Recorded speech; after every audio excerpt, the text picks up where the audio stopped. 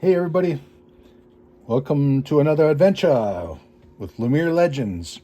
In this one, we're going to show you how to turn the ears on a whitetail deer if you're going to do a shoulder mount. Obviously, we don't have nearly enough here to do a shoulder mount, but this is a doe that I removed the skull out of in the previous episode. If you want to catch up on that one, I'll show you how to do it safely without tearing any of the eyelids or any of that kind of stuff. But anyhow, let's get into this one.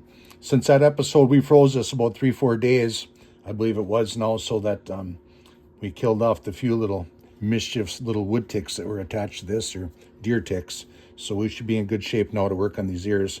This is for demonstration purposes only. Obviously, we're not gonna do a little head mount out of this thing. It's just for your information and viewing pleasure.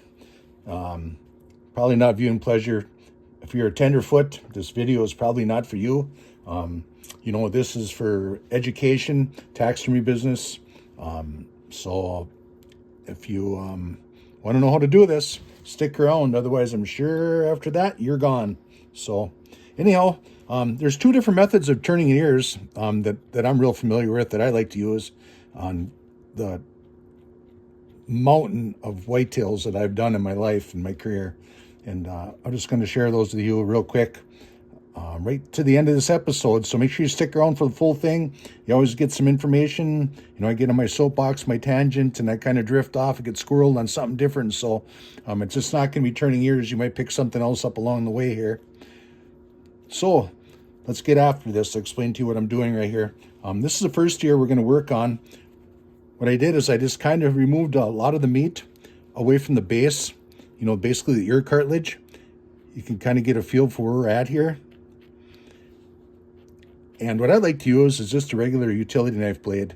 The last video, I preached about the safety and the cautions in the taxidermy industry with the ticks and stuff. But for this video, I don't have my rubber gloves on, and there's a reason for that at the end of this. Like I said, I froze this head up now for a few days, and we shouldn't have any tick problems. And I like to get in there and turn the very tips of the ears with my fingernails at the end, so I elected not to wear the gloves.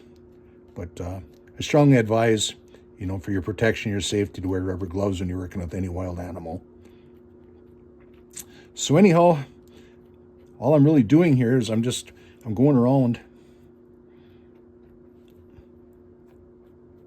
the whole ear, and you can see where the white, any animal that I'm familiar with, the fur, you can tell when it's prime when you turn it like this, and it's white on this side. In other words, your leather is white. If like your the mink, say for instance a wild mink, this is be more of a purple color. I know a river otter, it's not prime, it's going to be more of a purple color. And the reason I bring that up right now, like I said, I like to get squirreled and you learn something new every time you watch one of my videos, not just pertaining to what's at hand. But the reason I say that is keep an eye on that color. It's really easy for you to distinguish that white. See, there's one right there. Look at that. Yeah, so you didn't get rid of No, them. I think he's moving slow, but they're still around. Little buggers. So anyhow, where was I? Squirrel. Okay, but no, back on track here is when you work that, you want to see where that hide is, that white, your leather right there basically, or your underskin. You want to work that away from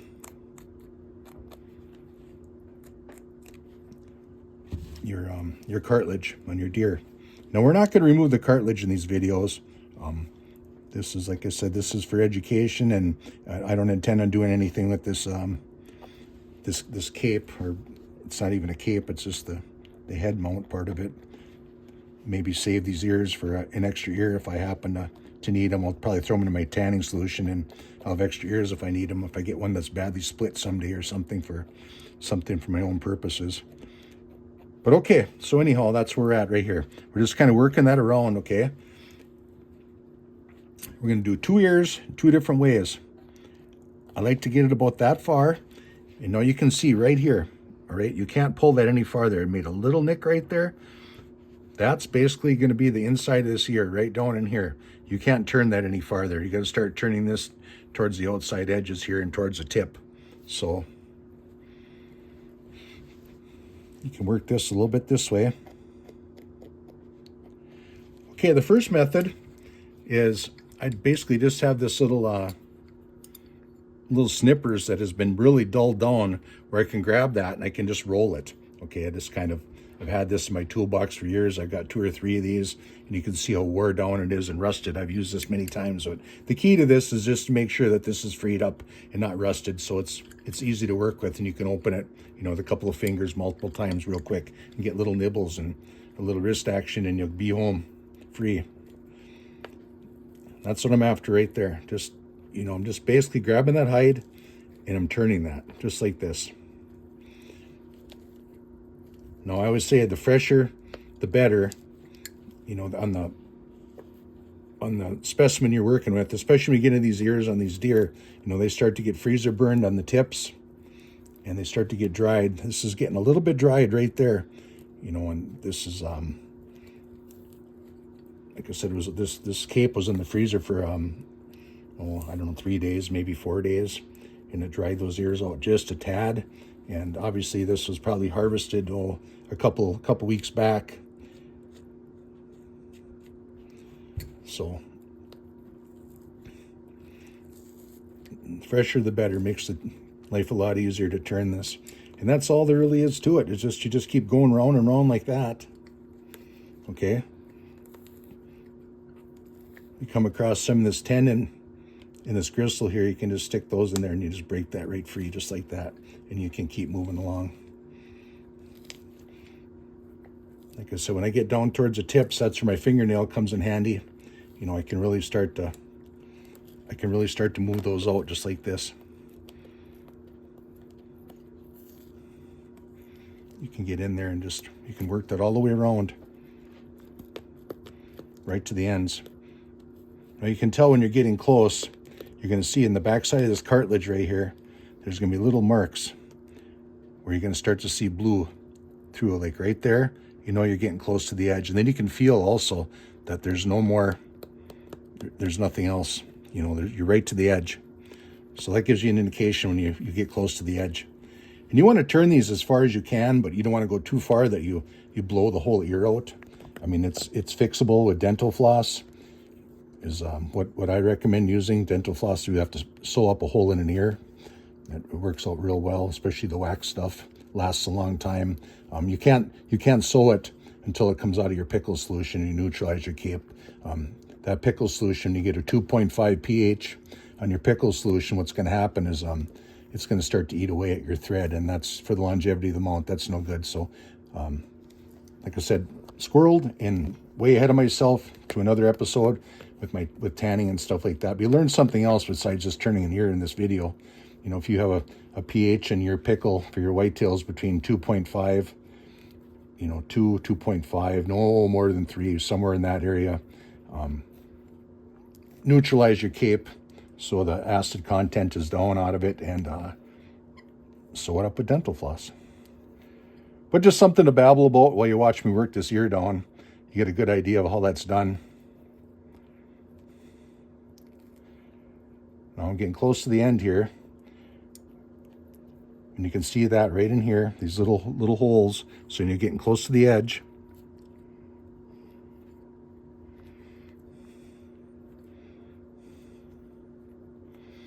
We get right close to the edge here.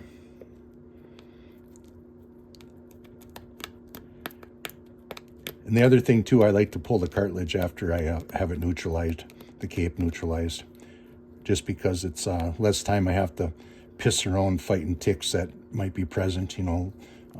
These deer ticks they're something else, but I'm not going to get into the rant on the ticks. I requested in the other one, if you have ticks in your country, wood ticks, deer ticks, the Rocky Mountain tick, whatever you have, let me know what you're up against and what you think of it, and where you're from. I'd appreciate it. I'm really interested in that kind of stuff.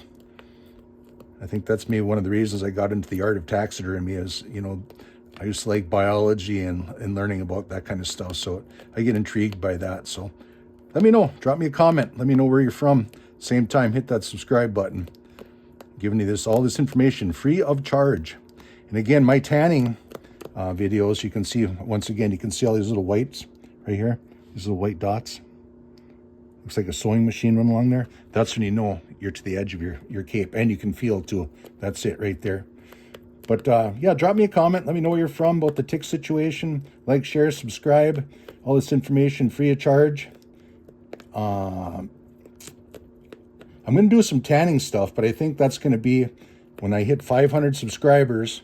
We are going to start a membership program, and it's going to be extremely reasonable. You know, we're going to get into detail on a lot of my borax, dry preservative videos, things like that. How I tan things. I've been at this a long time. You know, I could be if I was a basketball or sports star, I'd probably be the old goat of the old taxidermy world. I've been at it that long, but that's for another day. But I do have some knowledge. You know, if you watch some of my other videos, you know, I've been at this a long time, and I've been through the mill on everything. So never say everything, because life throws you curveballs all the time, but you get the gist of what I'm saying. So anyways, just talking, babbling along as I finish up this year. And you can see why the fingernail comes in handy. You know, you can just sit here and do this. And all I recommend is just get after it. Get a feel for it. You can watch me do this 50 times. You know, watch this video over and over. But until you have the hands on, especially like in the art business, you know, it's like dribbling a basketball. You can watch somebody do it a million times, but unless you do it yourself, you know, you're not going to get good at it and efficient. So don't be afraid to dig in. But that's it. We just got a little dry spot right there on the end. That little bit, you could turn that once it comes out of the pickle. That would be no big deal. You know, it'll soften up, and you could turn that at the very end. I mean, but you are close enough. That would be sufficient if you wanted to do a commercial mount. You wouldn't have to really worry about that. If it was competition, yeah, you probably want to take that to the next level. But if you're a beginner, that's probably why you're watching this. I wouldn't really stress and fret about that at all. The other thing too on this one, and then we're going to get to the other ear. I'm going to show you how to another method of turning these. What you want to do is you just want to go back in here and take all this meat off, just like this. Carefully keep your fingers out of the blade. Or the blade off your fingers. Glass half full or glass half empty. It's all in the perception of how you look at life, folks. So anyhow, pretty much this is going to be it for this one. Okay, just working that meat down. That little bit right there, not to worry about. The salt will take care of that, and when you turn the ear, that'll all pop right off. So you don't have to clean these up really, really, real well. So you work that down to the end like that, and then what you want to do is you basically can see the back of the ear right here. These two knobs. That's kind of what you're at is about right here. Okay, there's one here, one on this side. That's where you're at. So just below that, down below that, you don't want to go too high. We discussed that in the last one. You're going to end up cutting a hole in your fur up in this area, and you're going to have to sew that. So stay down fairly low. Now this is for commercial work. That's about where you'd want to cut that off, right? And again, keep your finger out of there. And this would be ready, after you turn your lips and your nose and you take this meat off. That ear is ready for the salt pile. That's plenty good for this part of it. Okay, second one. I went ahead already and I got this started around the edges, so you don't have to watch me do that again. I'm just going to do the same thing here. Now, in my younger years, people are going to ask this, and I'll let you know right out of the gate here. They're going to ask me, how long for you to prep a deer for the salt pile before it's tanned? And my answer to that was, once the cape is off of the carcass of the animal, to turn the ears, the lips, the nose, get all the meat off of it, I'd say 20 minutes removed from the skull, 15 minutes to take one off the skull. Some are a little bit trickier around the antler burrs, things like that. So it might take you up to half an hour. But in my prime, I could get a deer ready for the salt pile in, I'd say an hour and a half, no more than 2 hours, something like that. So Just give you an idea of how long to prep a deer head. And completion to do a whole shoulder mount and a whitetail. I mean, every taxidermist is different. They got their own methods of how much detail they're going to put in it, how far they're going to take it. But the average, and you got to consider this in your pricing of your animal. You know, I would say by the time you talk to your customer and everything and the deer head goes out the door, you probably got 20 hours into that piece of art you're putting on the wall there for your client. So keep that in mind. I mean, the guys say, oh, I can knock one out in 8 hours, but I mean, you might not be tanning your hide properly to start with, and then there's a lot of other things that, you know, guys will skip and stuff. If you're gonna do good whitetail, I mean, you're gonna have to spend 12 to 20 hours in that mount. Okay, so I got it this far. The next thing is we have these. They're called they're an ear opener. Okay, basically what you're gonna do is when you squeeze this together, it's gonna pop your ear open, just like that. We're gonna insert that right on the back side of the ear, right up in here, closed up, and then you can just work that, just like this. Be careful you don't stick it through. You just want to go slow. And again, if your ear is really dry, this isn't going to work. This is not going to be the ticket. It's going to split out on you. Okay, and you can work it that way. You can work it up this way. You can hear it separating in there and you can feel it. I'm just pushing right here down into this side over here. Kind of basically taking it in thirds. I went up the middle, the inside edge, and the backside edge here.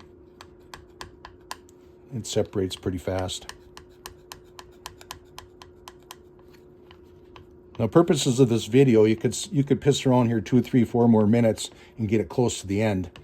But for the purpose of this video, you get the gist of what I'm doing.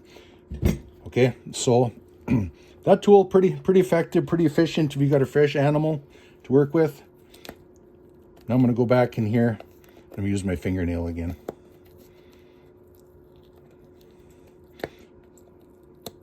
I figure it's better to spend a couple extra minutes and do it this way if you have a fresh animal, instead of using that tool and having a chance of the ear blowing out and you got, 20 minutes of sewing. So, half a dozen one, 6 of the others. Whatever you're comfortable with, whatever you learn with, whatever you want to be efficient with, that's how you roll, okay? So, as they say in northern Minnesota here up on the range, it's all in the eye of the beer holder. Oh, that's bee holder, Joe.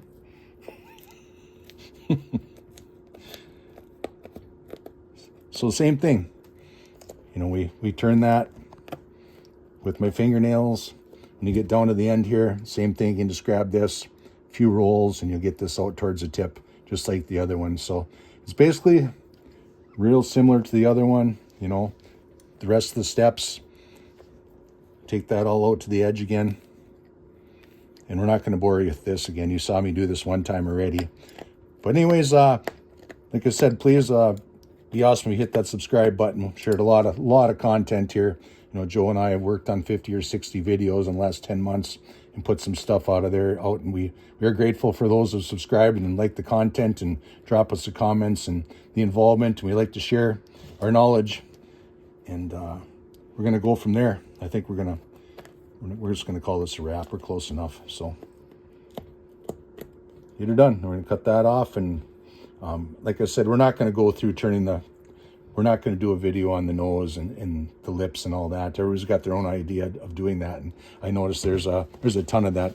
There's an ocean of that kind of content out there. So if there's something special you do want to see, let us know and we'll do our best to get to it.